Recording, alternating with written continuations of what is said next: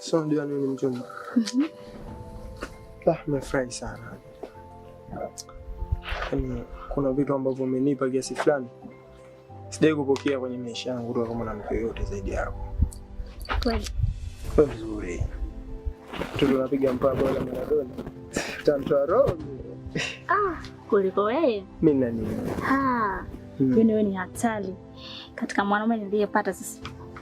Yeye ndo namba 1. Sijakutana. Acha kunisifia sana basi, utamkufuru Mungu. Tuache hapo basi, unajua nataka nikurushe afu nirudi nielekee mishemishe. Si hapo. Sema simu yangu nimeacha. Nini? Nayo. Uko na wewe? Huwezi kusahau vitu vya mumeo. Asante sana. Shoga yangu jambo. Jambo, mambo vipi? Poa. Za muda. Fresh. Shoga yangu nimesikia kwamba unaumwa. Nilishikwa na homa na kizunguzungu wiki 2 zilizopita nyuma, lakini sasa hivi si jambo, nashukuru. Niko poa shoga yangu, nimekumisi nikasema nije. Unajua mambo yangu yenyewe yalikuwa yamenibana, si unajua tena. Wala usijali, mimi nipo. Pilika tu. Nilisema jana nije, lakini sikupata muda, nilipata mgeni, kwa hiyo nikaona bora. Shoga yangu ungekuja hata jana usingenikuta. Kama kawaida yako kuzurura tena. Shoga yangu tunazurura naye kwa malengo, tuzururi tu tunazurura kwa malengo.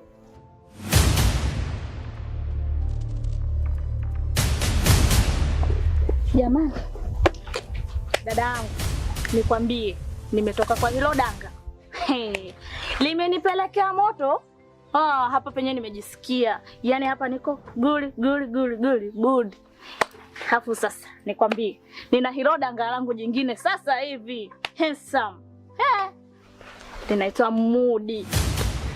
Huyo Mudi. Sasa hivi umda ndo nataka sasa hivi nikajiandae tena niende kwa Mudi. Handsome, mtanashati, mkaka yule namkubali. Hivi mdogo wangu, umekosa kazi ya kufanya?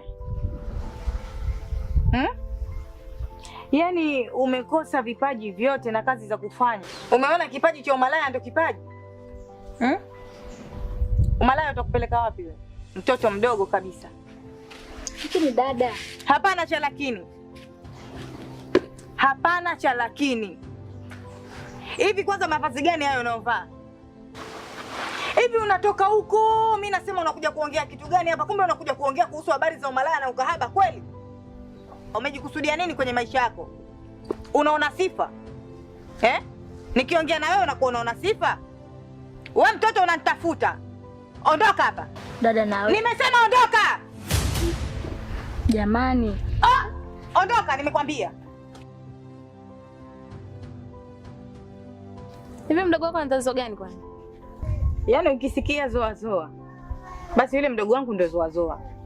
Maana hachagua kutoka naye. Wakubwa, wadogo, watu wazima, wote anatoka nao.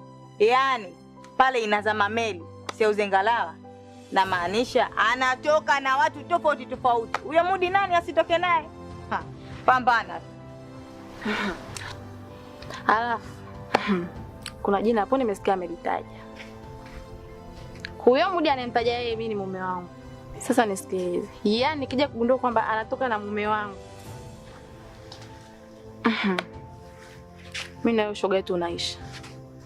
Nitakachokuja kukifanya, Mungu mwenyewe ndo anajua.